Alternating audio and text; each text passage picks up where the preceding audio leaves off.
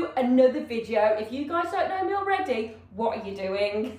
I'm Jem and I do lots of floristry tutorials on this channel, and in today's video we're going to be making a stunning bridal bouquet. Nice, simple and easy. I'm going to tell you everything you've got to know, but it is going to be stunning. Now, these flowers that I've got have come directly from Holland, fresh on the day, and that's what we need. So we have got 10 stems of white roses, 10 stems of pink roses and 7 stems of gyp. And the other things that we're going to need for this tutorial are normal scissors, floristry scissors, we're going to need some stem conditioner, then we have got some white satin ribbon, which is absolutely stunning on bridal bouquets. Then we've got some pearl pins, and then we're going to be using some waterproof floristry tape or pot tape as well. So without further ado, I'm going to start conditioning the stems. So this is perfect if it's a sort of DIY job, or you're a florist trying to expand your knowledge, or you just want to know how other florists do it. That's absolutely fine. So I'm going to condition these by just unwrapping all the stems. Oh, and then make sure you don't prick yourself with the thorns, and then cut the elastic bands off the bottom of them. And the same with this one as well. Now, if you're doing this as a DIY project, this is really simple if you're from the UK or other countries, to get them from the grocery store or the supermarket. I wouldn't recommend doing that, but if you want to DIY your flowers, that's absolutely fine, because these are available at a lower grade than florists at the supermarket, and they can still look as beautiful. And then we are going to go on to our gyp. Now with our gyp, there's 7 stems here. So I'm just going to cut these down, because otherwise it's just going to be in the bouquet like this, and we want to make it like a round structured posy shape. And the way that we do that is go through every single stem and sort of cut them down into smaller units, like so. Then you can see any off bits that need to go. So just go through your 7 stems. You might not need this much, but it's better to have too much than too little when it comes down to making it. So you might think, oh, the stems are too short, but once they're in the bouquet, it's absolutely fine. They all fit perfectly, the little units do. So I've got that much so far, and I've still got a few stems left. So I'm still going to cut those down just in case we need them. Just make sure some of them aren't broken. For example, those are broken, so they can't be used. They can be used in another arrangement, like a hat box or a basket arrangement. They can be saved for later, because when we're doing bridal bouquets, you want the most perfect flowers in there, because it's for your big day and we care that it looks stunning. Okie dokie, so I'm going to use that many stems so far. That was 6. And then if we need any more at the end, I'll just use that. But it's good to have some backup as well. And gyp's not that expensive either, and it can be used in other arrangements. If you're doing other arrangements for your wedding, that's absolutely fine. There's no need to worry about that. Okay. Then we'll go on to our roses. These need to be conditioned with our stem trimmers. So we just go down the stem like this. If you don't have this device and you're DIYing, it's absolutely fine to go and pick off the foliage on your stems like this. And then any thorns, just simply cut them off with your scissors, or you can go to the side with your thumb and just push them off. Just make sure that you don't prick yourself. But I'm going to be using these. You can get them off Amazon. So just stem conditioners. I think they're about a tenner. So if you don't want to sort of use that expense, then just go and do it with the scissors. It takes a bit longer. This way it just makes it a bit quicker. But if you're DIYing, then you don't have to go at a fast pace at all. Right. So we'll do these with all the pink ones. Then I will show you what we do after. Okay, so just one more. And then take off the excess foliage and the packing, put it into the invisible bin that we'll put in the recycling and the compost after. Then you will see we've got guard petals, so just those green ones around there. Now, especially for a bridal bouquet, we want it to look as fresh and as lovely as possible. So basically all we have to do is go around and pick off the guard petals. They're called guard petals and they're there for a reason, to protect the inner petals. So we're just going to take those off. And then doing this as well, when we leave it to soak overnight, the roses are going to be bigger. So it's really good. So I'm going to do that with every single one. Then what we did with these pink roses, we're going to do them with the white as well. And then here they all are, lovely and conditioned, no marks, and cut down to size. Okay, so have we all got that? If you need to pause, rewind and recap, that's absolutely fine. That is the joy of YouTube. We can do that. So now let's start the flowering process. Now, I always use the spiraling technique because this is the best for bridal bouquets that are structured in a posy. So I'm going to start off with a couple of stems of my gyp, and then just simply put one in this hand and then put the other one at an angle like so. You need to think that we're making a dome, so we can't just put it in like that. We need to make sure the tops of the gyp are level. Then we're going to put in our roses, add a little bit more gyp. So what I like to do is go white, pink, and then pink and white. So then I know that they're going to be sporadically spread around, but evenly in colour. So I'm just going to show you what I'm doing here. I'm going to come further to you.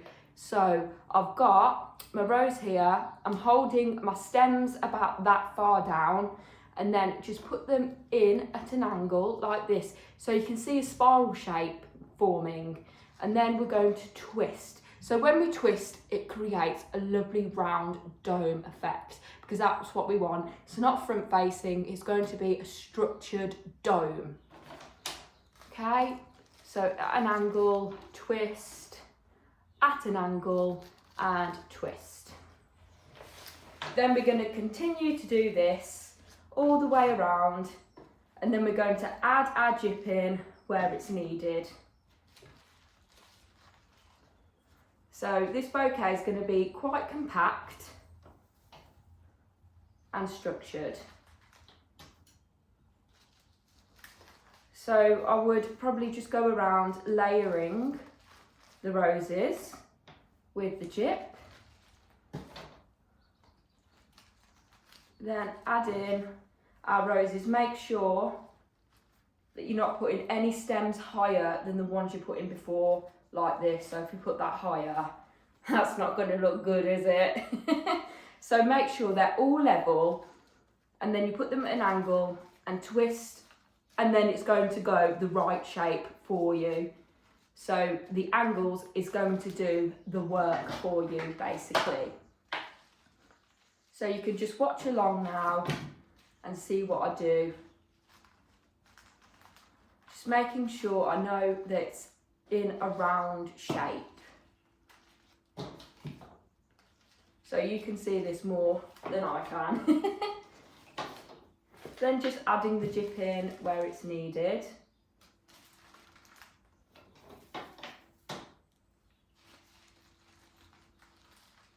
Beautiful.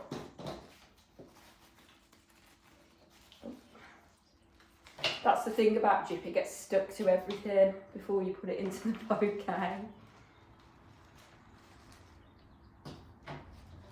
So I'm just making sure all the colours are even. For example, I can see that there's a lot of white here. So you can just simply take one out of the bouquet and then put it somewhere else. And then I'm going to add a pink one and a white one into the gap. So it's looking like this. Now I need to make sure that it's definitely going in to a posy shape. So I've got a couple of more roses. I'm going to put in.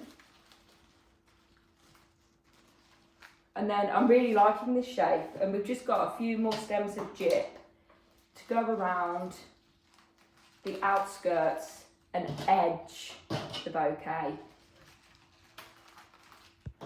And then we can use this to make sure it is the round posy shape as well.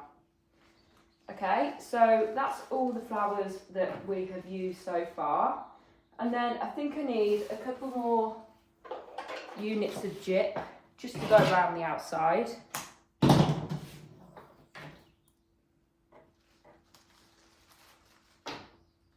And then just titivate as you go along.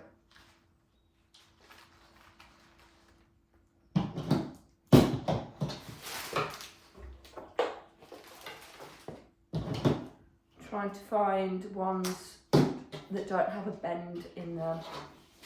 So this is perfect. Okay, brilliant. Then I can see there's a couple of pieces here that are sort of sticking out. So we can go round with our scissors, just sculpting the gyp, cutting some of the heads off that we don't want. This is a good thing about gyp, you can really sculpt it into shape.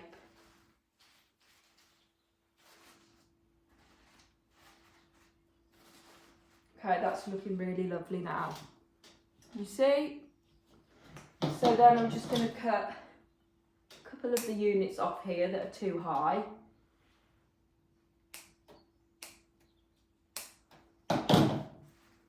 And then that is a lovely round dome shape.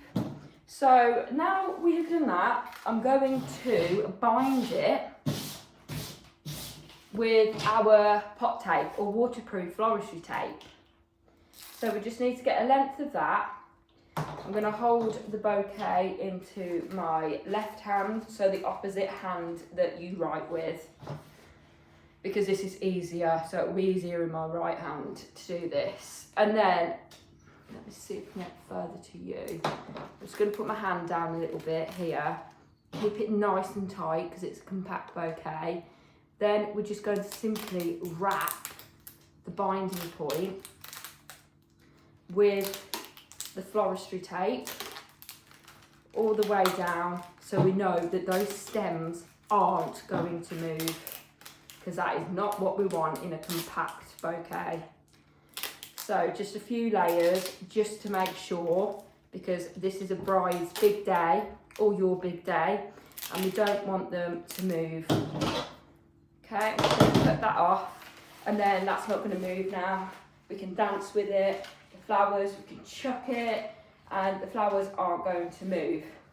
So then we're going to cut down the stems, because can you imagine holding a bridal bouquet with these stems? It ain't good. So where our floristry tape is, we're going to put one hand there, then another hand, and we're just going to cut underneath our second hand.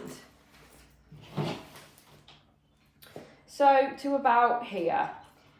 Make sure that you cut at the 45-degree angle, because they are going to be in water for the night. Brilliant. So then we're going to want to wrap it with some ribbon. I've come closer to you because this is the fiddly part and it's hard to sort of show on camera. So I've got my satin ribbon, which is a whitey creamy colour. Then I've got my stems here that are wrapped in the waterproof floristry tape.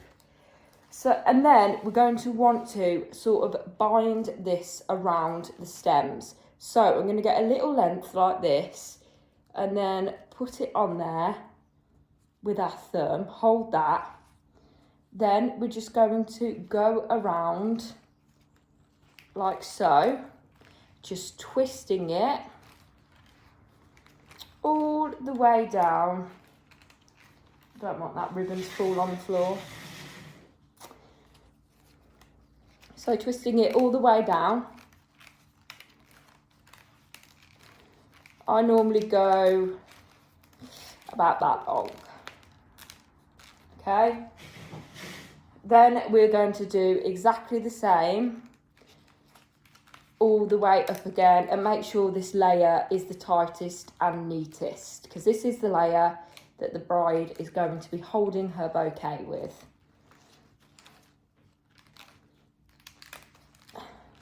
So make sure all the lines are like sort of nice and symmetrical and even. Then when we get to the sort of top of our stems here, I'm then going to get my ribbon scissors, cut off the excess. Then we've got this little bit here. I'm just going to fold that inwards. So fold it inwards like that. The gyp's in the way. So yeah, fold it inwards like that. And then just put it onto the bouquet like so. And then evenly put it on to the layer underneath so it looks like that. Then I've just got some pearl pins, and then we're going to basically secure it by putting the pearl pins in. So one at the bottom and one at the top. These sometimes can be a bit tricky because of the tape under. It's really, really sticky and thick, so you have to go through that as well. But it helps secure it. Gorgeous! And it's all nicely unwrapped.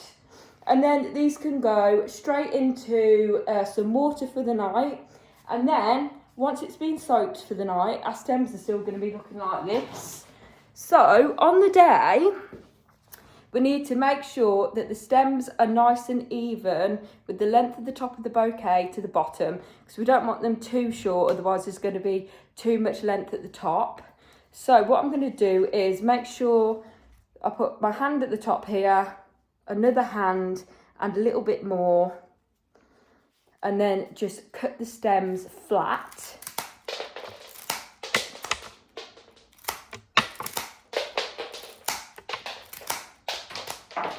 Like so, so they're nice and even and looks really, really nice. And then you have your bridal bouquet.